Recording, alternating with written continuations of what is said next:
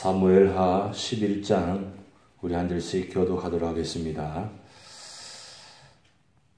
그 해가 돌아와 왕들이 출전할 때가 되며 다윗이 요압과 그에게 있는 그의 부하들과 온 이스라엘 군대를 보내니 그들이 암몬 자손을 멸하고 랍바를 에워쌌고 다윗은 예루살렘에 그대로 있더라. 저녁 때에 다윗이 그의 침상에서 일어나 왕궁 옥상에서 거닐다가 그곳에서 보니 한 여인이 목욕을 하는데 심히 아름다워 보이는지라. 다윗이 사람을 보내 그 여인을 알아보게 하였더니 그가 아뢰되 그는 엘리암의 딸이요 햇사람 우리아의 아내 바세바가 아니니까 하니 다윗이 전령을 보내어 그 여자를 자기에게로 데려오게 하고 그 여자가 그 부정함을 깨끗하게 하였으므로 더불어 동침하며 그 여자가 자기 집으로 돌아가니라. 그 여인이 임신하며 사람을 보내 다윗에게 말하여 이르되 내가 임신하였나이다 하니라. 다윗이 요압에게 기별하여 햇사람 우리아를 내게 보내라 하며 요압이 우리아를 다윗에게로 보내니 우리아가 다윗에게 이르매 다윗이 요압의 안부와 군사의 안부와 싸움이 어떠했는지를 묻고 그가 또 우리아에게 이르되 내 집으로 내려가서 발을 씻으라 하니 우리아가 왕궁에서 나가매 왕의 음식물이 뒤따라가니라. 그러나 우리아는 집으로 내려가지 아니하고 왕궁문에서 그의 주의 모든 부하들과 더불어 잔지라. 어떤 사람이 다윗에게 아뢰되 우리아가 그의 집으로 내려가지 아니하였나이다. 다윗이 우리아에게 이르되 내가 길 갔다가 돌아온 것이 아니냐. 어찌하여 내 집으로 내려가지 아니하였느냐 하니 우리아가 다윗에게 아뢰되 언약궤와 이스라엘과 유다가 야영 중에 있고 내 주 요압과 내 왕의 부하들이 바깥들에 진치고 있거늘 내가 어찌 내 집으로 가서 먹고 마시고 내 처와 같이 자리이까. 내가 이 일을 행하지 아니하기로 왕의 살아계심과 왕의 혼의 살아계심을 두고 맹세하나이다 하니라. 다윗이 우리아에게 이르되 오늘도 여기 있으라. 내일은 내가 너를 보내리라. 우리아가 그날에 예루살렘에 머무니라. 이튿날 다윗이 그를 불러서 그로 그 앞에서 먹고 마시고 취하게 하니 저녁때가 그가 나가서 그의 주의 부하들과 더불어 침상에 눕고 그의 집으로 내려가지 아니하니라. 아침 이름에 다윗이 편지를 써서 우리아의 손에 들려 요압에게 보내니 그 편지를 써서 이르기를 너희가 우리아를 명렬한 싸움에 앞세워두고 너희는 뒤로 물러가서 그로 맞아 죽게 하라 하였더라. 요압이 그 성을 살펴 용사들이 있는 것을 아는 그곳에 우리아를 두니 그 성 사람들이 나와서 요압과 더불어 싸울 때에 다윗의 부하 중 몇 사람이 엎드러지고 햇사람 우리아도 죽으니라. 요압이 사람을 보내 그 전쟁의 모든 일을 다윗에게 보고할세 그 전령에게 명령하여 이르되 전쟁의 모든 일을 내가 왕께 보고하기를 마친 후에 혹시 왕이 노하여 내게 말씀하기를 너희가 어찌하여 성에 그처럼 가까이 가서 싸우느냐. 그들이 성 위에서 설 줄을 알지 못하였느냐. 여룹베셋의 아들 아비멜렉을 쳐 죽인 자가 누구냐. 여인 하나가 성에서 맷돌 윗짝을 그에게 던지매 그가 데베스에서 죽지 아니하느냐. 어찌하여 성에 가까이 갔더냐 하시거든 내가 말하기를 왕의 종 햇사람 우리아도 죽었나이다 하라. 전령이 가서 다윗에게 이르러 요압이 그를 보는 모든 일을 다윗에게 아뢰어 이르되 그 사람들이 우리보다 우세하여 우리를 향하여 들로 나오므로 우리가 그들을 쳐서 성문의까지 미쳤더니 활 쏘는 자들이 성 위에서 왕의 부하들을 향하여 쏘매 왕의 부하 중 몇 사람이 죽고 왕의 종 햇사람 우리아도 죽었나이다 하니 다윗이 전령에게 이르되 너는 요압에게 이같이 말하기를 이 일로 걱정하지 말라. 칼은 이 사람이나 저 사람이나 삼키느니라. 그 성을 향하여 더욱 힘써 싸워 합력시키라 하여 너는 그를 담대하게 하라 하니라. 우리아의 아내는 그 남편 우리아가 죽었음을 듣고 그의 남편을 위하여 소리내어 우니라. 또 하시겠습니다. 그 장례를 마침에 다윗이 사람을 보내 그를 왕궁으로 데려오니 그가 그의 아내가 되어 그에게 아들을 낳으니라. 다윗이 행한 일이 그 일이 여호와 보시기에 악하였더라. 아멘. 사자성어에 인면수심이라는 단어가 있습니다. 얼굴은 사람 얼굴인데 마음은 짐승과 같다. 그런 사자성어입니다. 제가 이상하게 9장, 10장, 11장 이렇게 사자성어를 하나씩 드리는데 그냥 앞에 앉아있으면 그런 생각을 주세요.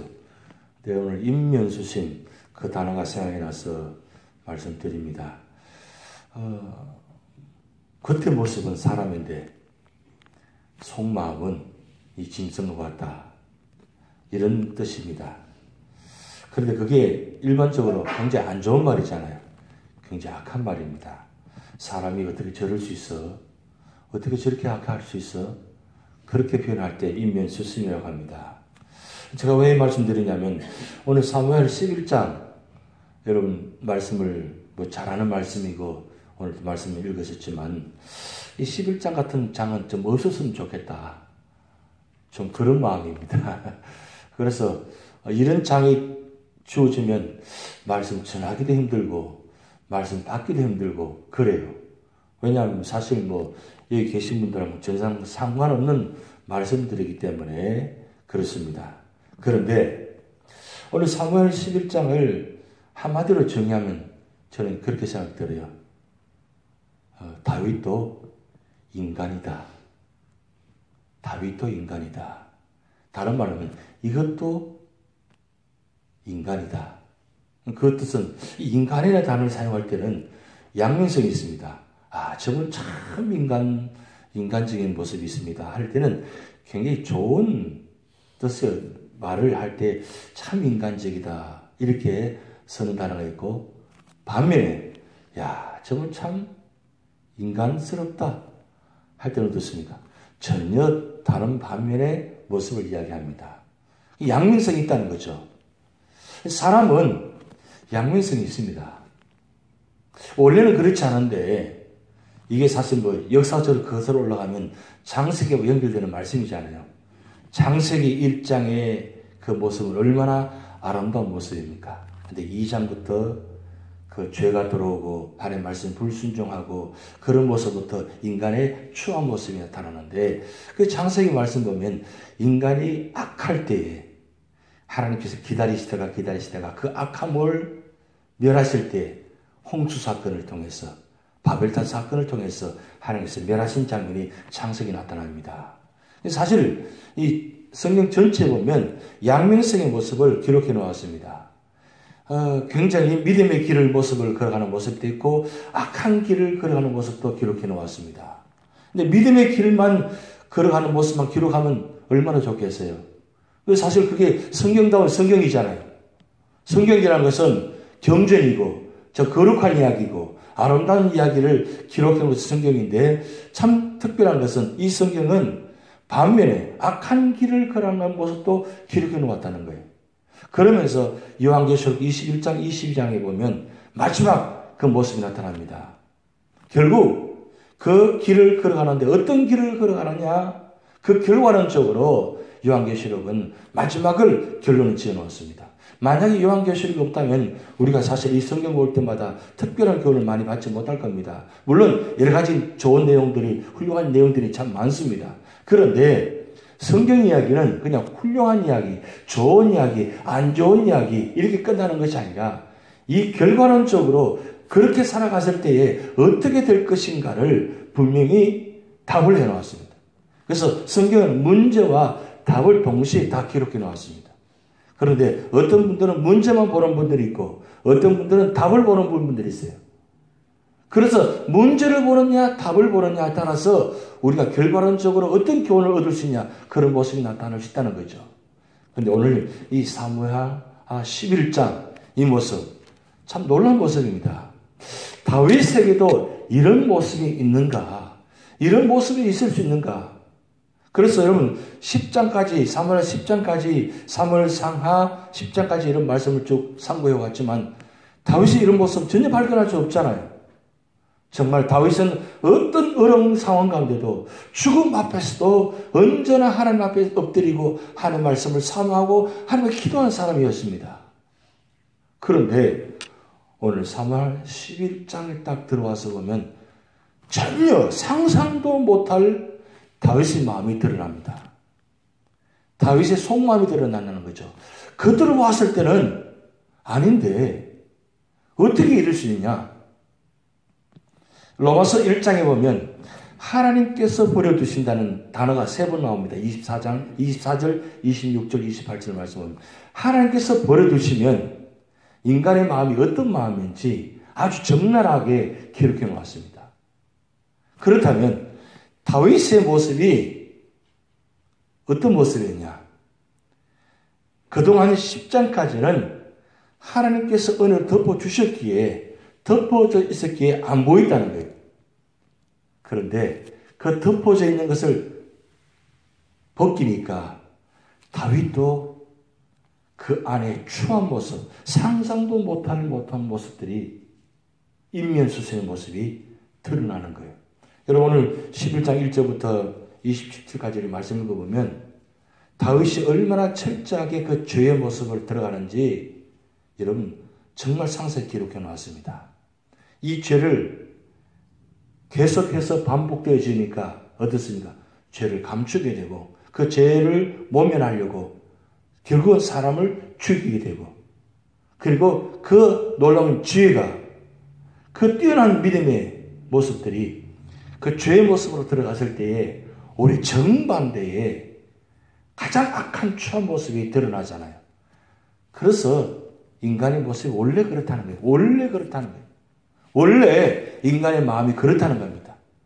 원래 인간의 마음이 그런데 하나님께서 은혜로 덮어주시고 은혜로 인도하시고 축복하시니까 그만큼 되어진 것이지 원래 다윗의 마음이 거룩한 것이 아니고 대단한 믿음의 사람이 아니었다는 것을 오늘 11장을 통해서 볼 수 있다는 사실입니다. 그런데 오늘 11장 1절 하반절에 보면 이렇습니다. 지금 다윗이 지금 전쟁 중에 있습니다. 전쟁 중에 있는데 11장 1절 하반절에 보면 그들이 암몬 자손을 면하고 라빠를 에워쌌고 이렇게 됩니다. 라빠를 에워쌌다는 것은 지금 전쟁 중에 온 이스라엘 군대가 전쟁장에 터져 있습니다. 그런데 다윗은 어디 있어요? 예루살렘에 있습니다. 예루살렘에 그대로 있더라. 이 그대로 있더라 이 단어가 굉장히 중요한 단어예요. 그 단어가 2절 연결되어 보면 저녁 때에 다윗이 그의 침상에서 일어나라고 연결됩니다. 지금 다윗이 예루살렘에 그대로 있는데 지금 군사들은 전장에서 지금 죽음의 앞에서 있는데 왕이 지금 어떤 모습이 있다고요? 그대로 있는데 어떤 모습이냐? 침상에 있다 그랬어요. 그런데 그때가 언제냐? 보면 저녁 때에 다윗이 그 침상에서 일어났더라. 아침에 일어났다가 아니고 저녁 때에 다윗이 침상에 일어났더라. 여기 이 말씀한 단어가 굉장히 시사한 바가 많습니다. 다윗이 어떤 모습이에요? 하루 종일 침상에 있었다는 뜻은 다윗이 그만큼 나태해져 있다는 거예요. 다윗은 전쟁만 있으면 언제나 앞장서 전장장에 있었습니다. 그런 다윗이 지금 어떤 모습이에요? 온 이스라엘 군대가 전쟁에 있는데 다윗은 하루 종일 침상에서 머물렀다는 뜻이에요. 그것은 다윗의 모습이 아닙니다. 다윗의 모습이 이럴 수가 없습니다. 여러분 고린도전서 10장 12절 말씀 보면 선줄 알거든 넘어질까 조심하라. 이 말씀이 있습니다. 인간은 조금만 풍요롭고 조금만 나태해지면 교만해지고 그리고 죄를 지을 수밖에 없습니다. 다윗이 아침에 일찍 일어났더라면 이런 일들이 일어나지 않았을 겁니다. 그런데 하필이면 저녁 때에 일어나서 밖에 다녀 보니까 뭔가 보이거든요. 그런데 이 모습도 중요한 모습이에요. 다윗이 여러분 우리가 말씀을 쭉 보다 보면 다윗의 아내가 많습니다. 다윗의 아내가 많은데 이 아내가 많았다는 뜻은 물론 그때 그 당시에 왕은 정치적으로 전략적으로 이 다른 나라들과 이렇게 관계를 맺기 위해서 이렇게 결혼하는 풍습이 많습니다. 그리고 왕은 무엇이든 다 할 수 있는 것이 권한이 있습니다. 그 자리가 사실은 하나님께서 세우신 자리인데 그 하나님께서 세우시는 그 자리를 여러분 그 자리에 세움받기 위해서 얼마나 많은 고난을 겪었습니까? 10년 동안 도망자의 삶을 살면서 정말 죽을지 모르는 그 상황 가운데 하나님 은혜로 세워주셨잖아요. 그렇다면 그 왕의 자리가 보통 일반적인 세상의 왕의 자리가 아니잖아요. 그런데 다윗은 어떻습니까? 그 왕의 자리를 인간적으로 일반 세상적인 왕이 할 수 있는 모든 일이 다 했다는 거예요. 그러면서 거룩한 척 했다는 거죠. 그러면서 믿음의 왕인 척 했다는 거죠. 결정적인 순간에 이 악한 모습이 드러나잖아요. 결국 다윗도 일반 인간과 다를 바 없다는 거죠. 그것을 오늘 이 중요한 교훈을 하기 위해서 사무엘 11장을 기록해 놓았습니다. 그냥 사무엘 11장, 12장은 그냥 지나갈 수 있어요. 생략할 수 있습니다. 근데 왜 성경에 이렇게 구체적으로 이 성군이 정말 상상도 못할 그 왕의 모습을 이렇게 기록해 놓았을까요? 다윗과 같은 성군의 왕도 인간적인 모습을 갖고 있다는 것. 그렇다면 무슨 뜻입니까? 우리도 언제든지 그렇게 죄를 지을 수 있다는 것입니다. 언제든지 넘어질 수 있다는 겁니다. 언제든지 실수할 수 있다는 겁니다. 언제든지 쓰러질 수 있다는 겁니다. 그러기에 그 악한 모습이 되어지지 않도록 우리는 미리 경계심을 갖고 언제나 깨어있어야하는 거죠. 다윗이 이렇게 될 수밖에 없었던 이유는 나태해져 있고 그리고 언제나 그 삶의 자리에 교만해져 있고 그리고 하나님을 떠난 자리에 있기 때문에 이런 일이 있었다는 겁니다. 여러분 우리가 사무엘 10장까지 말씀 보면 언제나 각 장마다 다윗이 머무는 자리마다 언제나 하나님의 단어가 나옵니다. 하나님 단어가 나오는데 여러분 11장에 보면 하나님 단어가 마지막에 하나 딱 나와요. 한번 여러분 27절 딱 마지막 벌써 보면 다윗이 행한 그 일이 여호와 보시기 악하였더라. 하나님께서 다윗을 이기게 하셨더라. 이런 말씀이 계속해서 그 전자까지 나왔어요. 그런데 오늘 하나님 이름이 나왔을 때 그 하나님 이름 단어가 어떻게 해요? 하나님 보시기에 악하였더라. 이렇게 결론변을 내립니다. 이거 얼마나 기가 막힌 일입니까? 언제든지 넘어올 수 있다는 거죠. 다윗과 같은 그런 인물 또 이렇게 되어주시는데 오늘 우리의 마음은 어떻습니까? 다윗은 전장에서 도망자에서 언제나 믿음의 사람이었습니다. 넘어지지 않았습니다. 넘어질 것 같은데 일어섰습니다. 왜? 언제나 하나님 중심으로 살아갔습니다. 그런데 오늘 11장에는 죄가 이 모든 것을 덮어버렸다는 거예요. 하나님의 은혜의 옷을 덮어버린 게 아니라 죄가 사람에 덮어버리면 그만큼 상상도 못할 일들이 일어난다는 거예요. 그만큼 죄가 무섭다는 겁니다. 죄가 무섭습니다. 왜요? 죄는 내가 단순히 죄를 지는 것이 아니라 사탄과 마귀가 이 죄를 함께 해버리기 때문입니다. 그래서 사탄과 마귀가 우리의 틈을 타지 못하도록 우리가 언제나 말씀을 묵상하고 말씀 앞에 있어야 된다는 거죠. 다윗이 이럴 수밖에 없었던 이유는 말씀 앞에 있지 않기 때문입니다. 기도하지 않기 때문입니다.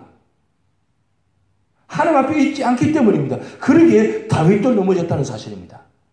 어제까지 믿음이 좋았어요. 오늘 아침에 쓰러지는 것이 우리 인간의 모습입니다. 아니 조금 전까지만 하여도 말씀 보고 있습니다. 말씀 보는데 말씀이 보는 떠난 순간부터 또 악한 생각이 드러나는 것이 우리 사람 마음입니다. 아니 말씀 보면서도 악한 생각할 수밖에 없는 것이 우리 사람 마음입니다.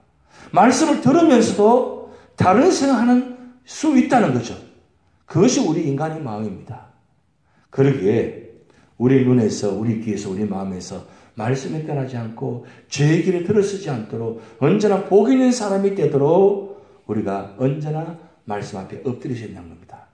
여러분 이 말씀이 떠나면 우리는 언제나 이루 같은 모습이 될 수밖에 없다는 겁니다. 오늘 사무엘 11장 우리에게 참 중요한 교훈입니다. 언제나 말씀 앞에서 승리하시는 여러분 되시기 바랍니다. 다 같이 기도를 하시겠습니다. 하늘에 계신 우리 아버지 이름이 거룩히 여김을 받으시오며 나라의 임하옵시며 뜻이 하늘에서 이룬 것 같이 땅에서도 이루어지이다. 오늘날 우리에게 일용할 양식을 주옵시고 우리가 우리에게 죄진 자를 사하여 준 것 같이 우리 죄를 사하여 주옵시고 우리를 스며들게 하지 마옵시고 다만 악에서 구하옵소서. 대개 나라와 권세와 영광이 아버지께 영원히 있사옵나이다. 아멘.